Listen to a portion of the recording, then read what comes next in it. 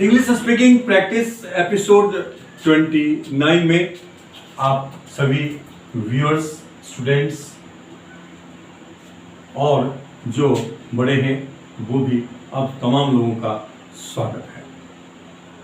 आज हम चर्चा करने जा रहे हैं इस इंग्लिश स्पीकिंग प्रैक्टिस एपिसोड 29 में peripheral structure past perfect tense का, जिसमें हम कुड हैव के साथ कितने कुड हैव लगा करके हम कितने तरह के वाक्य हैं हिंदी में जो बोले जाते हैं या लिखे जाते हैं, उस सब की चर्चा करने जा रहे हैं। अब ध्यान से वाक्य के प्रारूप को, उसके बेसिक सेंटेंस स्ट्रक्चर को आप गौर से सुनेंगे और उसको अपनी मेंटल स्क्रीन पे आप उसका तस्वीर बनने देंगे और फिर उन प्रत्येक प्रकार के वाक्य को जो हम विद एग्जाम्पल बताएंगे, बेसिक स्ट्रक्चर के साथ बताएंगे, उसको फिर 8 प्रकार से जैसे समय मिले आपको, जब भी समय मिले आपको, उसको प्रैक्टिस भी करना है। तो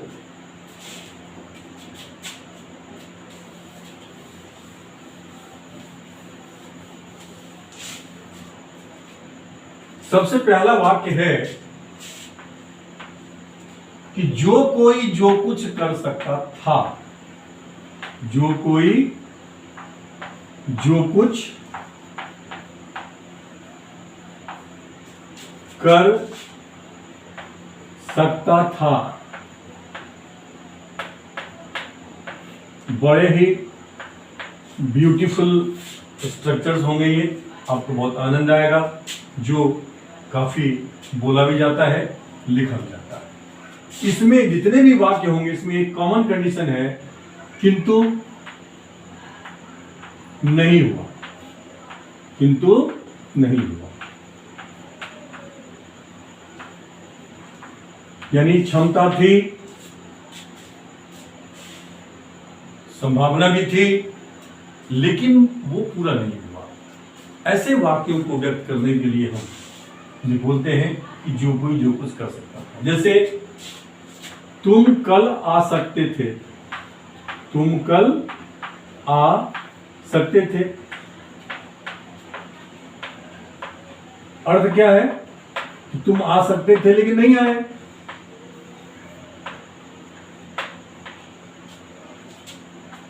वह मुझसे कह सकता था, वह मुझसे कह सकता था।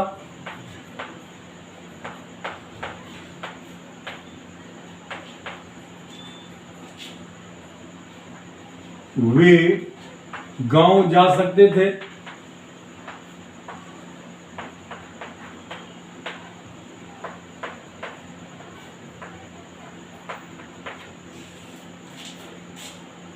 ये जो कोई है, यानी ये सब्जेक्ट है, जो कुछ जो है ये ऑब्जेक्ट है, और जो कोई जो कुछ कर सकता था, इस वाक्य को अंग्रेजी में बोलने के लिए जिस बेसिक सेंटेंस स्ट्रक्चर की आपको आवश्यकता होगी, वो बेसिक सेंटेंस स्ट्रक्चर है कि सब्जेक्ट प्लस में कुड हैव, कुड हैव के बाद वर्ब का थर्ड फॉर्म आएगा, फिर प्लस में ऑब्जेक्ट आएगा और फिर प्लस में अदर वर्ड्स आएगा।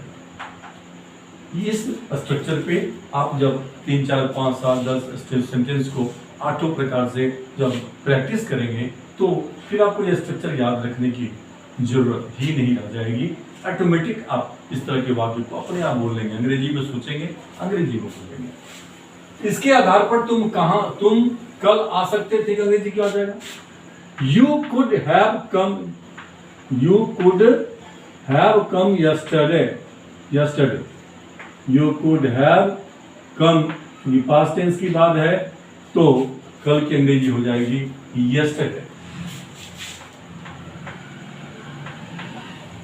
अब ये 8 प्रकार से बन जाएगा।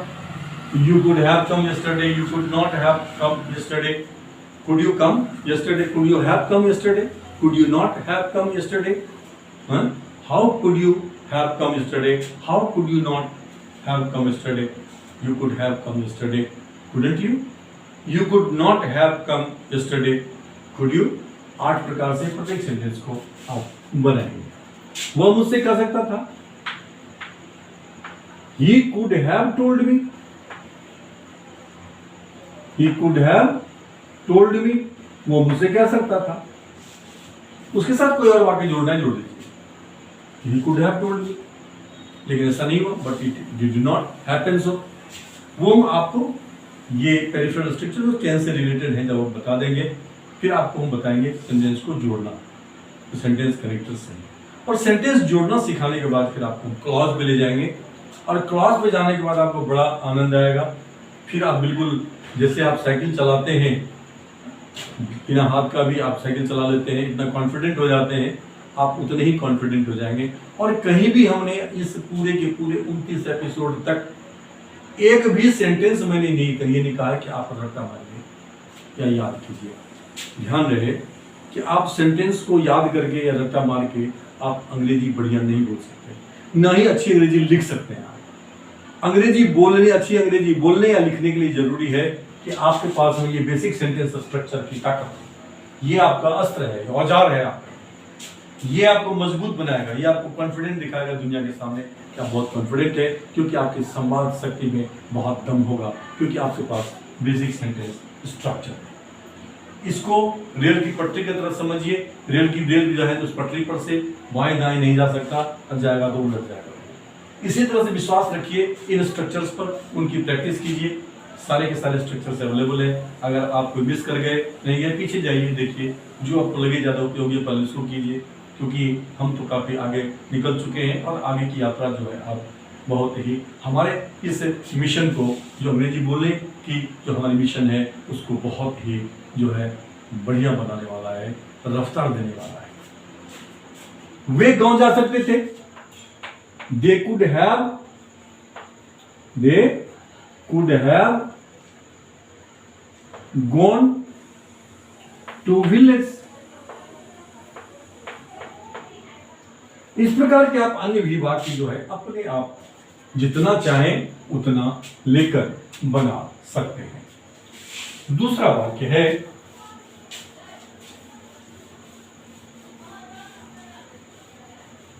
कि जो कोई जो कुछ करते या करते ही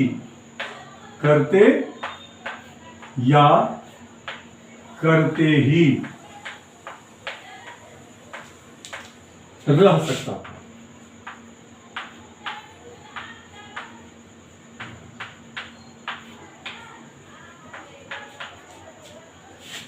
तुम यह व्यापार करते रह सकते थे, तुम यही व्यापार करते रह सकते थे।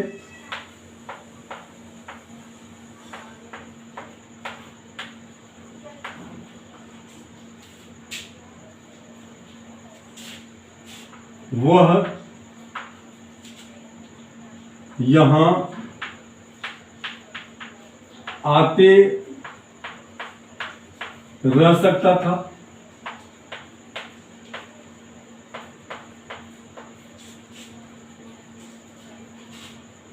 वो यहां आते या आते ही, करते या करते ही, आते या आते ही रह सकता था।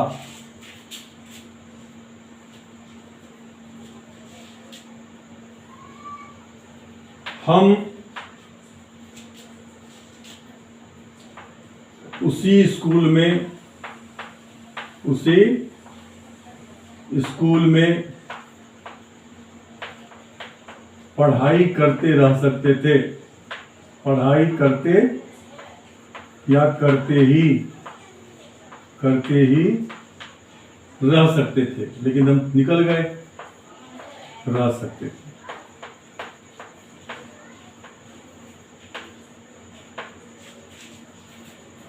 ऐसे वाक्य को हम अंग्रेजी में बोलने के लिए जिस बेसिक सेंटेंस स्ट्रक्चर की हमें आवश्यकता होगी, उसका होगा सब्जेक्ट प्लस could have के बाद आ जाएगा kept या kept on ही में प्लस वर्ब का ing रूप प्लस में ऑब्जेक्ट प्लस में अदर वर्ड्स। अब ये समझा जाएगा कितना ब्यूटीफुल स्ट्रक्चर है। तुम यही व्यापार करते रह सकते थे। यू कुड हैव केप्ट या केप्ट ऑन डूइंग यही व्यापार, only this business. You could have kept या kept on doing यही बिजनेस हो जाएगा, only this business, only this business. वह यहां आते या आते ही रह सकता था, हो जाएगा he could have kept, he could have kept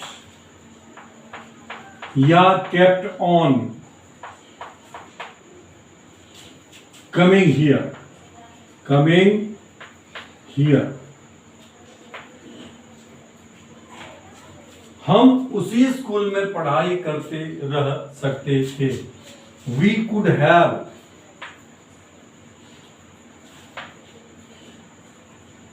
kept या kept on studying in the school या the same school, the school या the same school, ये दोनों एक ही मीनिंग देंगे, जिसकी चर्चा हमने प्रैक्टिकल इंग्लिश ग्रामर के आर्टिकल सेक्शन में विस्तार से किया है। अब इस प्रत्येक वाक्य को हम 8 प्रकार से बोलेंगे। You could have kept या kept on doing only this business. You could not have kept or kept on doing only this business. Could you have kept or kept on doing only this business? Could you not have kept or kept on doing only this business? Why could you have kept or kept on doing only this business? Why could you not have kept or kept on doing only this business? You could have kept or kept on doing only this business, couldn't you? You could not have kept or kept on doing only this business, could you?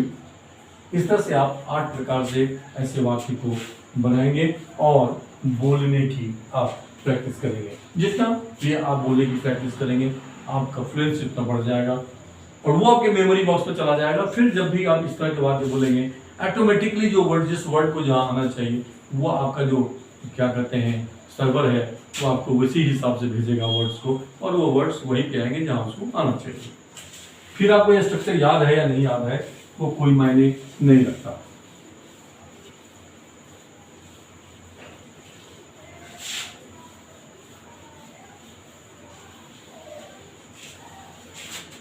तीसरा sentence है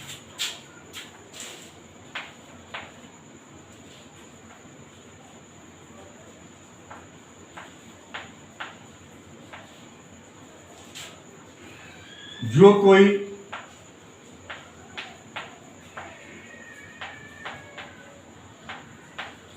जो कुछ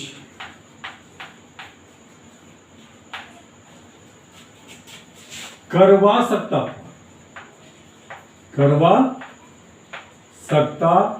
था। यहां जो कोई subject है, जो कुछ ऑब्जेक्ट है, करवा सकता था। तुम यह काम करवा सकते थे, यानी कि करवा सकते थे लेकिन किया नहीं, करवा सकते थे।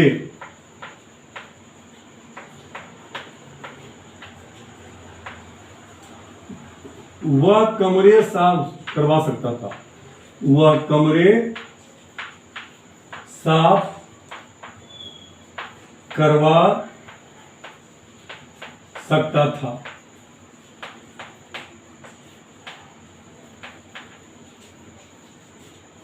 गीता चाय बनवा सकती थी। गीता चाय बनवा सकती थी।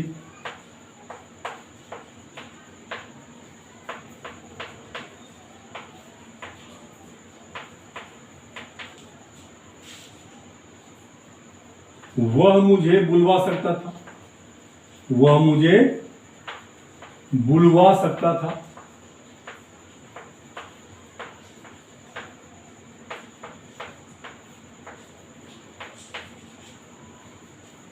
तुम मुझे कहवा सकते थे। तुम मुझे कह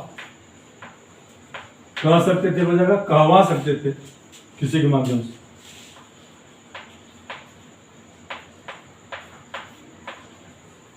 ये कुछ सैंपल 5 सेंटेंसेस हमने लिया है, 5 सेंटेंस दिया है। आप जितना सेंटेंस चाहिए इसके आधार पर बेस पर आप बनाइए, 8 प्रकार से बनाइए।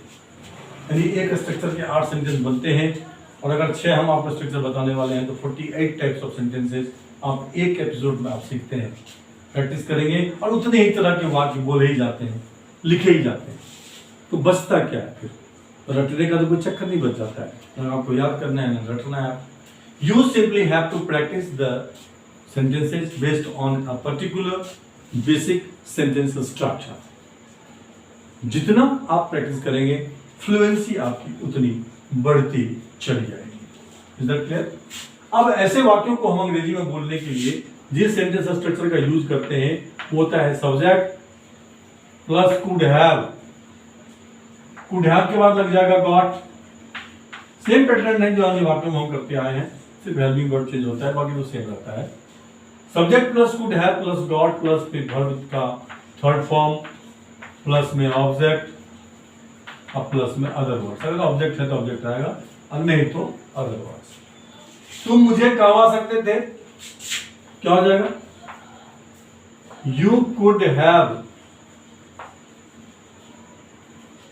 Got me told. Got me told. Told नहीं लगाए तो उसकी जगह कर देंगे कन्वेड दिस मैसेज। क्या ये संवाद मेरे तक पहुंचवा सकते थे? Conveyed this message. यह जो मैसेज है मुझ तक पहुंचवा सकते थे, तो उसका जगह could. You could have got me told या you could have got me conveyed this message.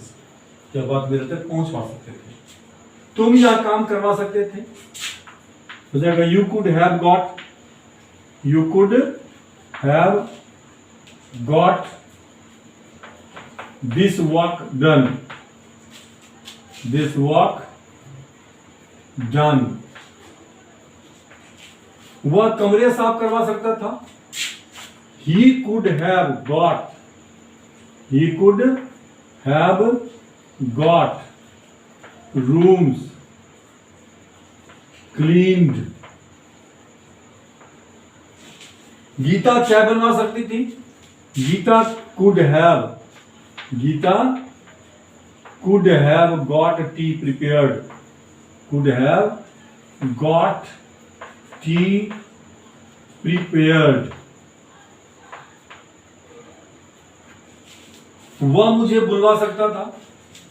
He could have got me called. He could have got me called। अब इस प्रत्येक तरह के वाक्य को फिर 8 प्रकार से हम 1 2 3 4 जितने भी सेंटेंस को करेंगे, क्योंकि पैटर्न तो आपके टंग पे ऑलरेडी है। कोई भी स्ट्रक्चर हो, जब उस स्ट्रक्चर पे आप एक सेंटेंस को करेंगे तो 8 प्रकार के सेंटेंस अपने आप बनने शुरू हो जाएंगे, क्योंकि आप पहले से उसके अभ्यस्त हैं। उतने ही तरह के वाक्य बनते ही हैं। हेल्पिंग वर्ब का फर्क होता है या मेन वर्ब का फर्क होता है, लेकिन बाकी पैटर्न सेंटेंस का सेम ही रहता है। अब जो चौथा स्ट्रक्चर है, चौथे तरह का जो वाक्य है, इसी में थोड़ा सा फेरबदल करते हैं हम। जो काफी बोला भी जाता है और लिखा भी जाता है। ये है जो कोई जो कुछ करवाते या करवाते ही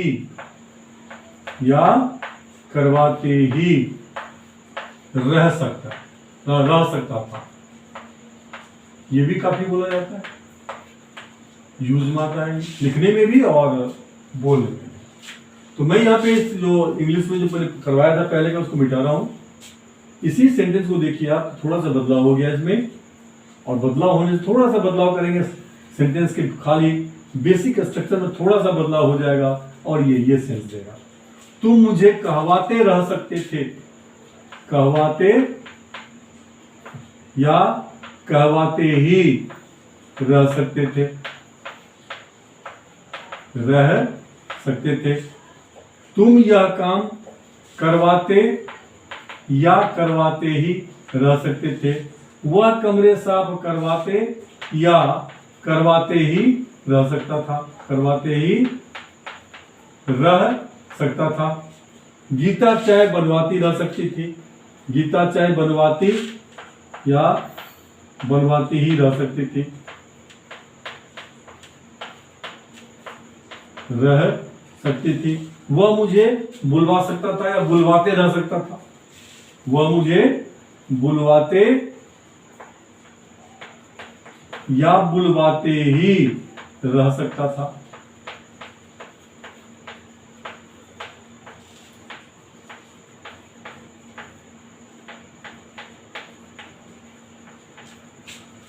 ऐसे वाक्य को अंग्रेजी में बोलने के लिए जिस बेसिक सेंटेंस स्ट्रक्चर की आपको जरूरत पड़ेगी वह है सब्जेक्ट प्लस कुड हैव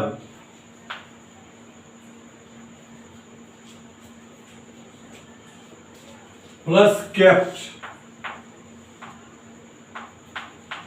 या केप्ट ऑन। उसके बाद आ जाएगा गेटिंग, गेटिंग के बाद आ जाएगा ऑब्जेक्ट, ऑब्जेक्ट के बाद आ जाएगा वर्ब का थर्ड फॉर्म, फिर आ जाएगा अदर वर्ड्स। बहुत ही ब्यूटीफुल स्ट्रक्चर है ये। अब यहां पे हम देखते हैं इन वाक्यों का इस स्ट्रक्चर के आधार पर हम कैसे इसको अंग्रेजी में बोलेंगे। तो मुझे कहवाते रह सकते थे, हो जाएगा यू कुड हैव केप्ट या kept on getting me told, getting me told या कन्वेड दिस मैसेज, टोल्ड या कन्वेड दिस मैसेज, यह बात या संवाद।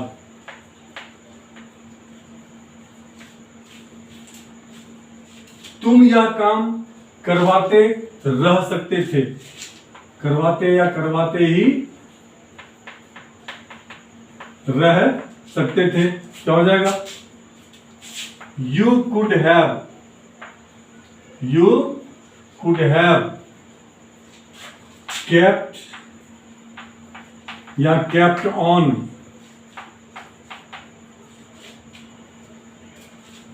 Getting this work done, getting this work done.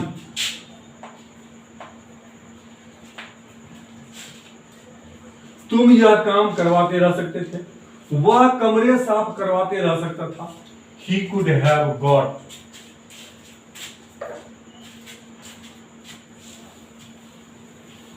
क्या हो जाएगा? ये वाला He could have kept या kept on, kept या kept on getting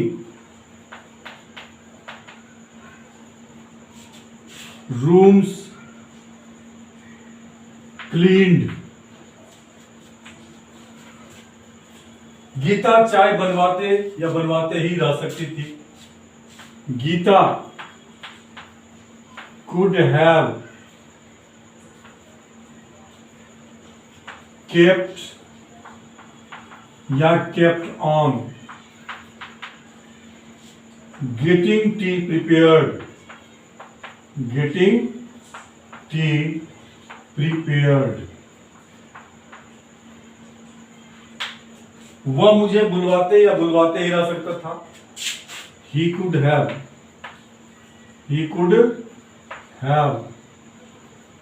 kept or kept on getting me called,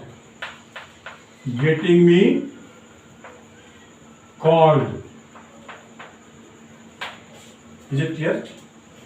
इस तरह से आप प्रत्येक वाक्य को 8 प्रकार से बोलने का भी प्रैक्टिस करेंगे।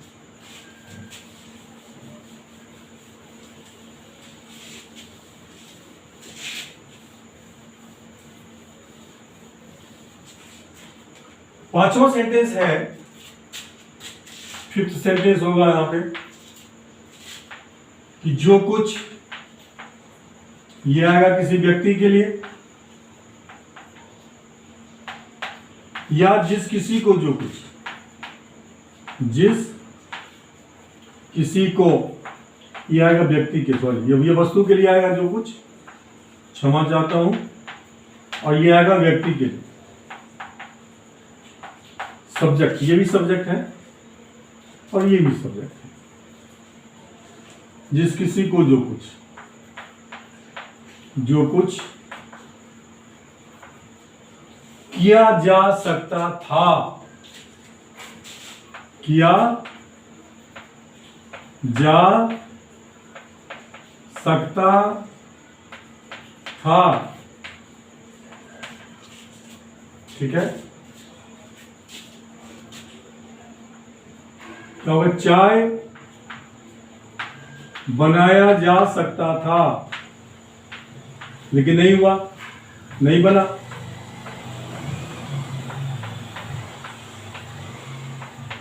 कमरे साफ किए जा सकते थे, कमरे साफ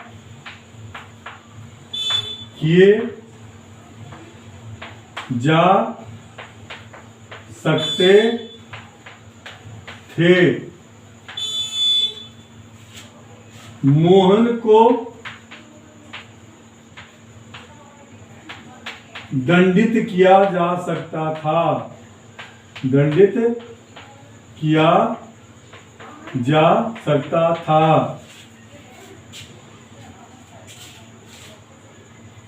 सोहन की बेइज्जती की जा सकती थी,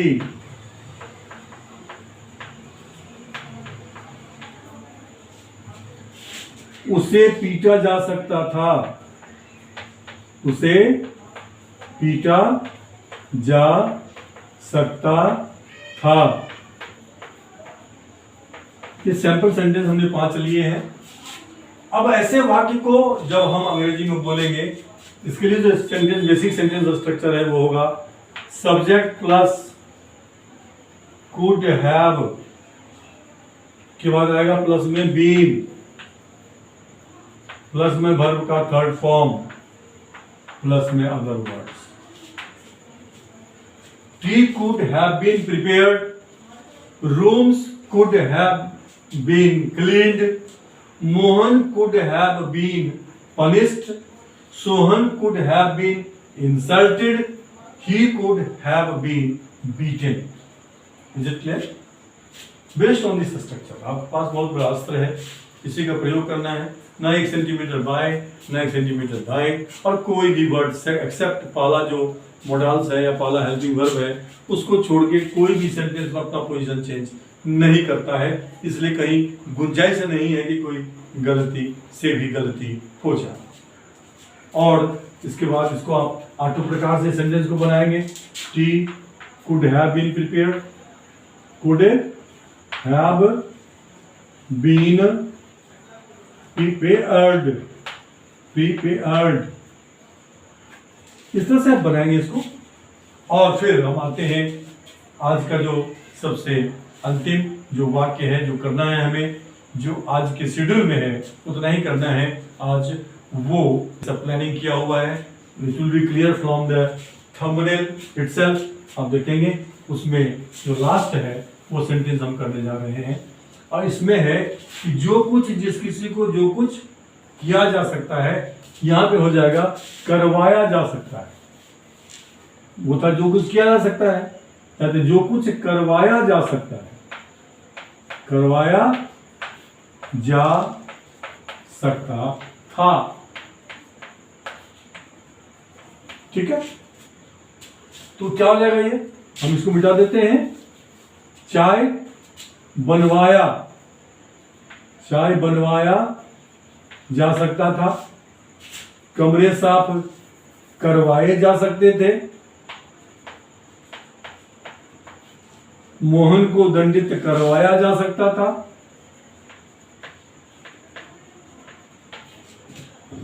सोहन की बेइज्जती करवाई जा सकती थी, करवाई जा सकती थी। उसे पीटा जा सकता था, पिटवाया जा सकता था, उसे पिटवाया जा सकता था।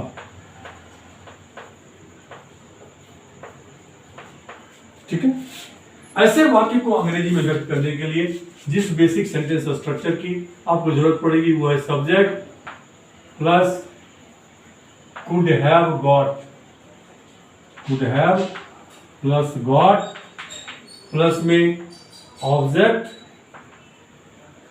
प्लस में वर्ब का थर्ड फॉर्म, प्लस में अदर वर्ड्स, इसका यूज करेंगे। चाय बनवाई जा सकती थी, he could have been got prepared, he could have